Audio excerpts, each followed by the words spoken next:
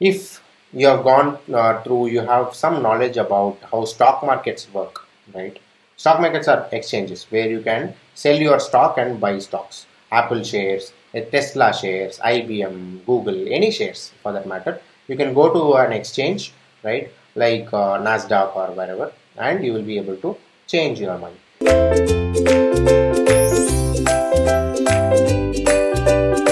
In India, we have NSE and BSE, National Stock Exchange, and uh, Bombay Stock Exchange. Right? So these two things where you can go and you can say, I have let's say 1,000 Infosys shares. I want to sell 500 Infosys shares and get money. I can do that in an exchange, right? So cryptocurrencies are also currencies, right? You might want to buy Bitcoin or you might want to sell your Bitcoin. Do whatever you want, right? So those are places called as crypto exchanges. Okay. So exchanges are places where people meet, buyers and sellers meet together, right, to trade cryptos or other assets. Okay. It's like a marketplace. Simple as that, right? So you go to a marketplace. There are sellers. You are a buyer. You want to buy some vegetables. You can do that, in the marketplace. Same way, there are exchanges where people buy and sell cryptos. Okay. There are two types of exchange, which is kind of diminishing now the types because every exchange has started doing everything, right? So there is this fiat exchange and then altcoin exchange. Okay. Fiat exchange means you can convert your INR, USD, all the fiat currencies into cryptocurrencies. Okay. Altcoin means you can convert your Bitcoin into Ethereum, Ethereum into Cardano, Cardano into Tezos, and you want to convert your one crypto into another crypto, right? That way, if you do, that's called an altcoin exchange. Okay, two types of exchanges: fiat exchange where you can convert your fiat currency into cryptos, and altcoin where you can convert between your cryptos, right? Bitcoin to Ethereum to Cardano to Tezos to all of these things, right? So that are the two types of exchanges. Okay. So many times when I talk about exchanges, one of the question that comes to me is what determines the price of Bitcoin? Who sets the price? Okay. Currently the price is $9,200, right? Tomorrow it might be $10,000 or it might go down to $8,000. Okay. Is there a person sitting and saying, okay, today the price will be this much? Or how is it determined? Right? Simple answer, supply and demand. Okay. Just like how stock market works, if you have idea about it, or I'll explain how the supply and demand works. Okay. Let's say you are a person who sells some pizzas. Okay. You are having this pizza shop and everything, right? The usual price of a pizza, let's say, is about $50. Just for namesake, $50 is the price of that pizza. And let's say there are 10 people who want to buy it at $50. You don't want to sell it at $100 because the competitors will sell it at 50, so you will not get any customers, right? You will lose the demand from customers. Okay. You don't want to sell it at lesser price also because if you sell it for $20, there will be huge demand. Customers will flock into your shop, but you will not be able to make profits. So there is always a balance, right? $50 if I sell, I'll also be profitable. Customer also gets what he wants, right? So that is the dynamics of economics, right? Okay. Now in that case, something comes up, okay, a drought or a flood situation or something comes up in the entire city, and everyone is struggling without food. Okay, at that point in time, if you go and sell them, hey, I have a pizza, do you want to buy it for $1,000? Right? Everyone will say yes because the demand for pizzas has increased. Everyone is hungry. They want to have something, right? Something that was worth $50 in a regular situation is can be sold at $1,000 in a demand situation, right? That's how the world works, right? It's always about supply and demand. When the demand increases, price can be increased, right? Because there is limited supply, right? Everyone, all the let's say million people in the city want pizza, but there's only one pizza, right? So you will go for a bidding, an auction kind of a thing. Whoever pays me high, I'll give it that pizza to them, right? Because you are also greedy. Yeah. So supply is limited, demand is huge, price increases, right? So that's how this market works. Not only our cryptos or stock markets, anything in the world works that way. Okay. Let's consider iPhones, right? Apple finds a balance between luxury and affordability, right? Affordability as in only a few people should be able to afford this iPhone, right? At the same time, I should make a lot of profit. At the same time, Apple cannot, say my iPhone is $1 million, right? Because nobody will be able to buy it. They will not have any customers, right? So they will find a balance between the number of customers and profitability. Okay, that's how they have priced it as $1,200 something, right? If they go lesser, they will lose the brand. If they go higher, nobody will buy, right? That is the balance. Yeah. Crypto or Bitcoin or any crypto price works the exact same way.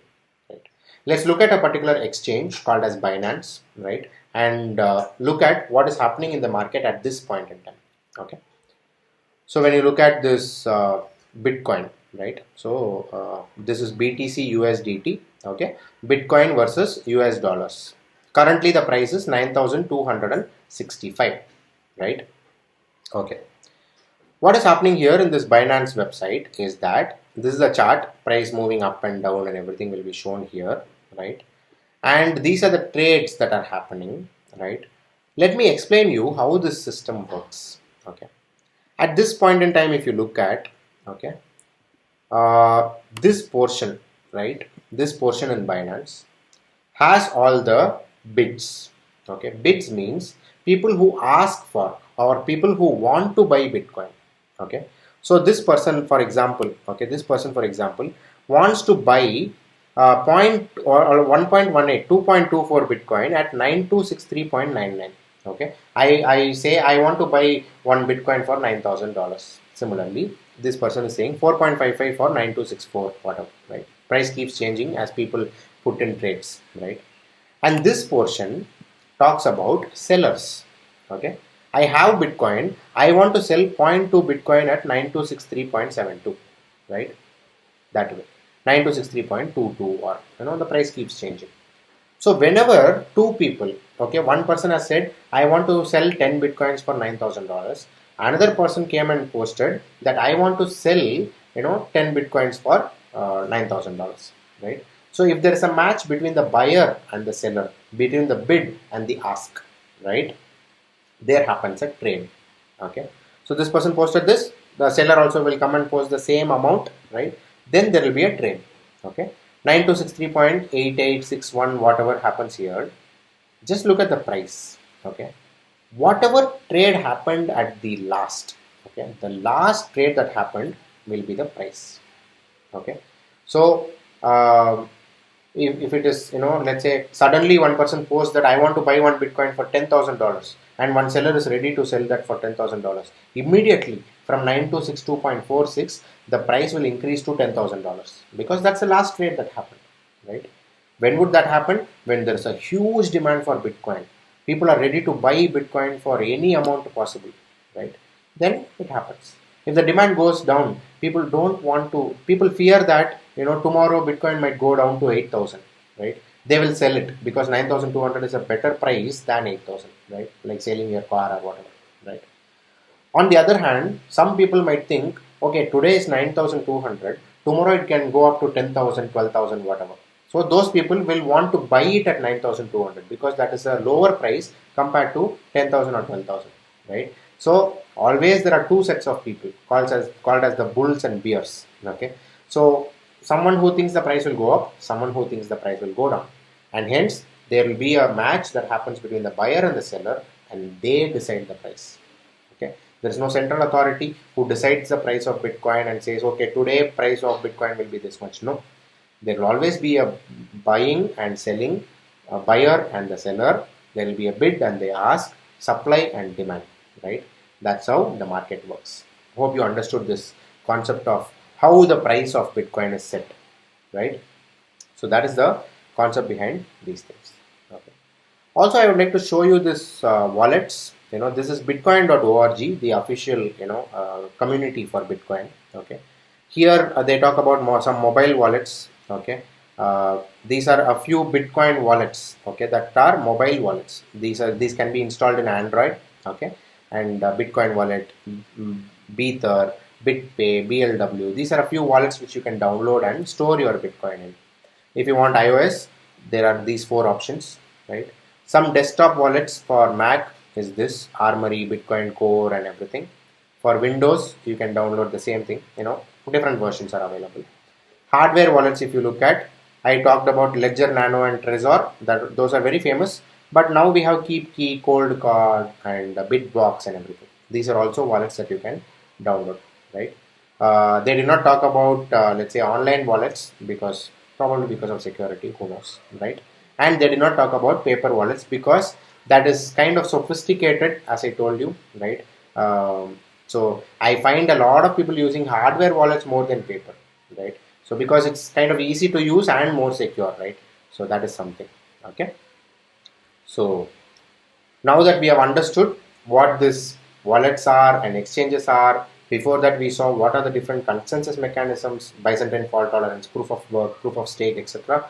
And before which we saw the monetary policy of Bitcoin, especially the difficulty target adjustment, having the maximum supply of Bitcoin and the block frequency, right? Those form the monetary policy of Bitcoin, right? Then we saw 51% attack, double spending, and we also understood the types of forks, which are temporary fork, hard fork, and soft fork. Hope these concepts were clear. Let's meet in the next section. Thank you.